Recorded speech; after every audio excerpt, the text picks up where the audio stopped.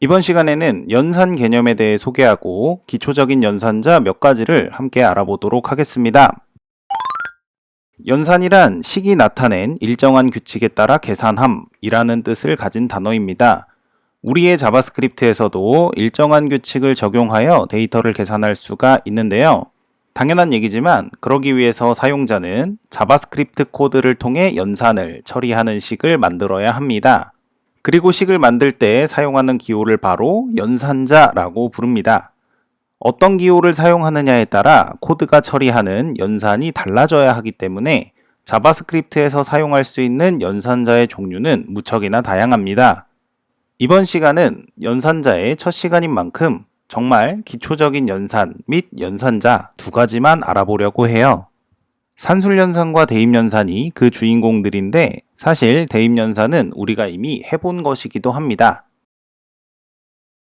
먼저 산술연산입니다. 딱 보면 느껴지시죠? 네, 그냥 산수입니다. 산술연산은 더하기 빼기 등 수를 이용한 계산입니다. 두 개의 숫자 데이터를 피연산자로 받아서 하나의 숫자 데이터를 결과로 반환하는데요. 아래 표는 우리에게 너무나도 익숙한 것들로 꽉꽉 채워져 있습니다. 더하기 빼기 곱하기 나누기는 다 익숙하시죠? 그런데 만일 여러분이 완전히 입문자 수준의 개발자라면 아마 표의 맨 아래에 있는 나머지만큼은 익숙하게 느껴지지 않으실 거예요. 나머지 연산은 나눗셈을 진행했을 때의 목과 나머지 중 나머지가 최종 결과로 나타나는 특이한 연산이니 잘 기억해 두시기 바라겠습니다. 다음으로 넘어가기 전에 표를 한번 싹 보시고요. 이때는 이 기호를 쓰는구나 라는 것도 잘 매치해서 기억해 두시면 도움이 될 것입니다. 앞서 확인한 기호들을 이용해 산술 연산 처리식을 만들어 사용하게 되면 해당 식은 연산의 결과를 반환합니다. 반환된다 라는 건 결국 식이 데이터로 대체된다 라는 것을 의미하는데요. 보이는 예시처럼 코드에 3 더하기 3이라는 연산식을 포함하게 되면 그 결과인 6이 거기에 있는 것과 동일하게 코드가 동작하게 된다라는 것입니다. 이전 영상 중 프롬프트 메소드 관련 영상을 보신 분들이라면 이 부분이 이해가 쉽게 되실 거예요. 다음은 대입연산입니다. 대입은 이미 변수나 상수 때문에 다 해보셨죠? 그래도 이쯤에서 정확하게 개념을 정리해 봅니다. 대입연산은 주로 오른쪽 피연산자의 데이터를 왼쪽 피연산자에 대입합니다. 이때 왼쪽 피연산자로는 주로 변수나 상수가 자리하고 오른쪽 피연산자로는 데이터 또는 데이터를 반환하는 식이 자리합니다. 표의 첫 번째 항목을 보시면 심플하죠? 대입연산자는 equal sign, 즉 는 기호를 사용하는데요. 예제는 a라는 변수에 b라는 데이터를 대입한다 라는 의미로 사용한 것입니다. 첫 번째는 무척 간단해요. 그런데 두 번째 항목부터는 어딘가 낯설고 이상하게 느껴지지 않으세요? 대입연산자의 왼쪽에 산술연산자가 붙어있는 형태의 연산기호들이 사용되고 있는데요. 아래 4개의 항목들처럼 대입연산자에 산술연산자를 붙여서 사용해주는 것을 복합대입연산자라고 부르고요. 복합대입연산자는 연산자 기준으로 왼쪽 피연산자의 값과 오른쪽 피연산자의 값으로 산술 연산한 결과를 왼쪽 피연산자에 다시 대입하게 됩니다. 표를 살펴보는 시간 잠시 가져보시고요. 자, 이제 산술 연산과 대입 연산을 직접 해보기 전에 하나만 더 짚고 넘어가 보겠습니다. 연산자 우선순위라는 개념인데요. 자바스크립트 코드를 작성하다 보면 하나의 구문에 여러 개의 연산자가 함께 사용되는 경우가 덜어 있거든요. 이 경우에는 코드 실행 시에 연산자 우선순위라는 것이 반영되어 우선순위가 높은 것부터 알아서 계산됩니다. 아래 주요 예시 2개가 있죠. 산술연산의 경우 기본적으로 곱하기 나누기가 더하기 빼기보다 우선순위가 높습니다. 이건 그냥 산수랑 똑같죠. 그래서 예시의 경우에는 가운데 3 곱하기 2가 먼저 처리되고 그 다음 왼쪽에서부터 더하기 빼기 순으로 계산이 진행됩니다. 그런데 여기에 대입연산이 더해지는 두 번째 예시를 보시면 대입연산은 대입연산자 오른쪽에 있는 식보다 무조건 나중에 처리된다 라고 되어 있죠? 네, 말 그대로입니다. 그런데 만약에 연산자 우선순위에서는 밀리지만 이것은 좀 먼저 처리되었으면 좋겠다 하는 연산이 있는 경우 사용자는 해당 연산 부분을 소괄호로 감싸주어 연산 순서를 바꿀 수 있습니다. 아래 예시는 곱하기가 있어도 뒤에 있는 빼기를 먼저 하겠다라는 의도가 반영된 코드인 거고요. 이렇게 해주면 최종 결과로는 숫자 1을 반환하게 되겠네요.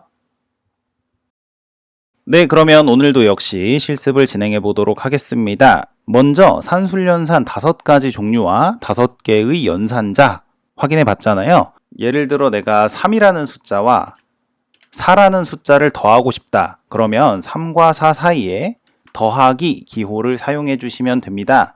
중간에 공백은 선택 사항이니까 해도 되고 안 해도 되고요. 자, 이렇게 3 더하기 4라는 식을 만들게 되면 결과적으로 7이라는 값이 반환됩니다. 7이 반환된다라는 것은 이 부분이 7을 쓴 것과 다름없는 코드가 된다라는 얘기예요. 자, 한번 해보겠습니다. 콘솔 로그 해볼게요. 콘솔 로그 3 더하기 4를 했는데요. 3 더하기 4라고 써있는 부분은 결국 그 결과인 7과 같다라고 했습니다. 따라서 결과 확인하면 7 반환되는 것을 확인할 수 있습니다. 그러면 다른 연산들도 다 해볼게요. 숫자는 3과 4를 그대로 사용하되 연산자만 바꿔보도록 하겠습니다. 네, 더하기 빼기 곱하기 나누기 나머지 순서대로 연산을 수행해 봤는데요. 일단 3 더하기 4는 7 맞죠? 3 빼기 4도 마이너스 1 맞습니다. 3 곱하기 4, 10이 맞고 3 나누기 4는 0.75 맞습니다. 그런데 여기에서 5번째 연산자 같은 경우가 입문자들에게는 낯설 수 있다는 거죠. 3을 4로 나누게 되면 우리 어떻게 하냐면 몫이 0이고 나머지가 3이다 라고 표현을 할 수가 있습니다. 맞죠? 이 나머지 연산자는 몫은 무시하는 거예요. 몫은 몇이 나오든 상관하지 않고요. 나머지가 결과가 된다라고 하는 연산자입니다. 따라서 3을 4로 나눈 몫은 0이지만 나머지가 3이니까 그 결과가 3이 된다. 나머지 연산 잘 기억을 해두시기 바라겠습니다. 자, 그러면 이번에는 산술연산 결과를 변수에 대입한다 한번 해볼게요. 지금 우리 산술연산을 각각 하나씩 해보고 있잖아요. 이거를 콘솔에다가 출력한다가 아니고요. 변수에다가 저장한다를 먼저 해서 나중에 콘솔에다 출력하는 형태 한번 가져가 보도록 하겠습니다. 그럼 코드 만들어서 가져올게요. 네, 이렇게 코드를 만들어 봤고요. 결과 확인해 보면 콘솔에 4개가 찍히죠. 리절트라는 변수를 만들었는데요. 리절트라는 변수는 값을 대입할 때 그냥 대입하는 게 아니라 산술연산의 결과를 대입한다 입니다.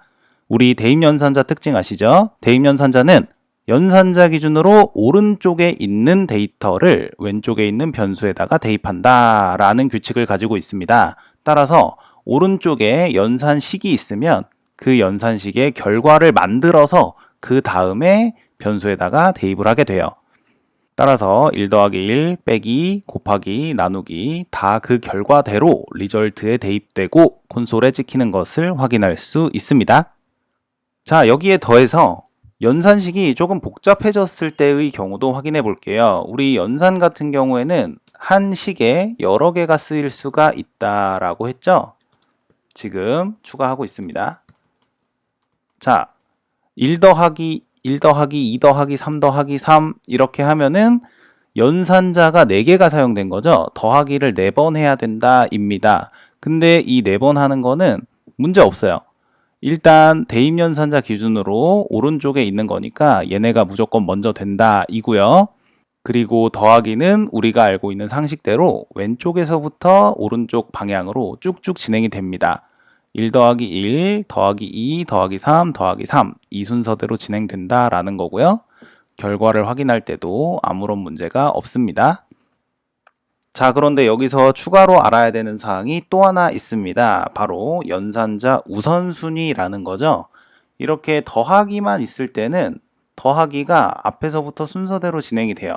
그런데 만약에 중간에 곱하기 같은 게 있다, 나누기도 있다, 이렇게 되면 어떻게 되냐는 거죠.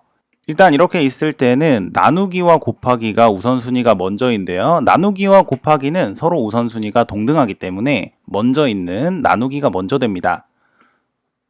1 나누기 2는 0.5겠네요. 0.5니까 일단 이렇게 여기서 0.5가 반환이 될 거고요.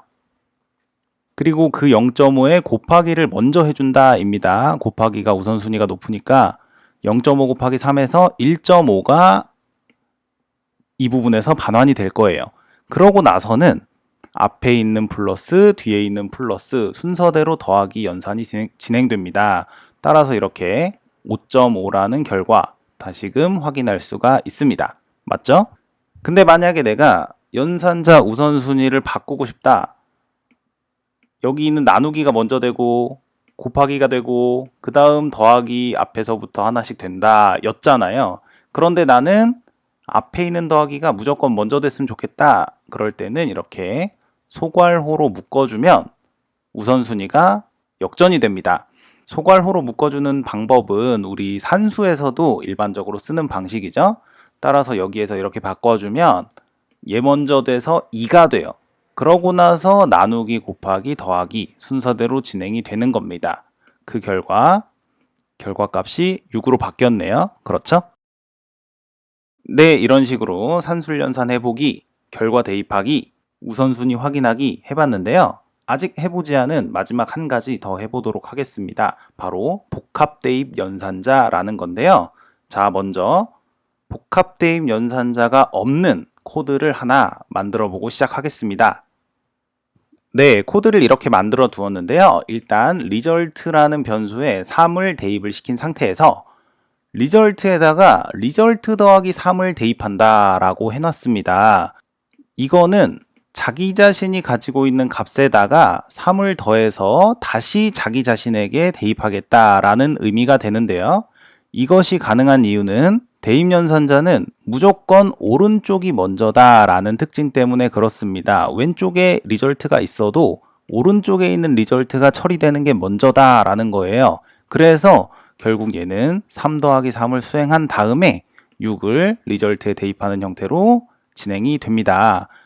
그런데 이렇게 리절트에다가 3을 더하겠다라는 코드를 리절트를 2번 써서 복잡하게 표현할 필요가 없다는 거죠.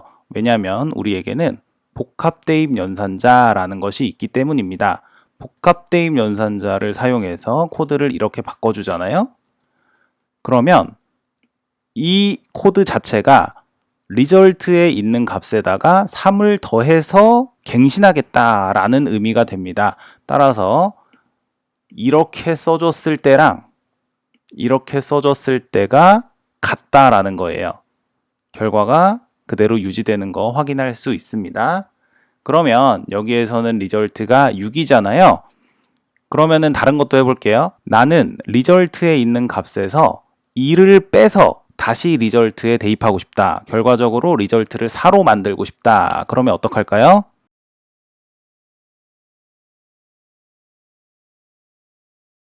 네, 이렇게 복합대입 연산자 중에서 빼기 대입 연산자를 써서 2를 빼주면 됩니다. 산술 연산에 대해서는 다 똑같습니다. 곱하기 대입 연산, 나누기 대입 연산 할 수 있고요. 심지어는 나머지 대입 연산도 할 수 있어요. 모든 것은 결국 산술 연산을 한 결과를 변수에다가 다시 대입하겠다라는 의미가 되는 것입니다. 그것이 복합대입 연산자고요. 연습을 통해서 익숙해지는 시간 반드시 가져보시기 바라겠습니다. 그리고 이상으로 이번 시간의 실습은 마무리하도록 하겠습니다. 이번 시간의 내용을 정리합니다. 연산이란 식이 나타낸 일정한 규칙에 따라 계산함을 뜻합니다. 자바스크립트의 산술 연산은 두 항을 계산한 결과를 반환하는 연산이고요. 대입 연산은 연산자 오른쪽 항을 왼쪽 항에 대입한다 라는 의미의 연산입니다. 대입 연산 같은 경우에는 주로 변수 초기화에 사용하고요. 복합 대입 연산자를 이용해 대입 시에 연산 처리를 추가할 수도 있습니다. 연산에 사용하는 기호를 연산자라고 했었는데요. 자바스크립트 코드에서는 연산자가 여러 개 사용된 구문을 만들 수도 있습니다. 그런데 이 경우에는 연산자 우선순위라는 것이 적용되니까 그 부분을 주의해서 코드를 작성해 주셔야 되겠습니다. 네, 이번 시간은 여기까지입니다. 이제는 계산까지도 해볼 수 있는 단계가 되었는데요. 이 여세를 몰아서 앞으로도 다양한 계산과 다양한 데이터 다루기 쭉쭉 해나가 보도록 하겠습니다. 그럼 이번 영상 마치도록 하겠고요. 다음에 또 뵙도록 하겠습니다. 감사합니다.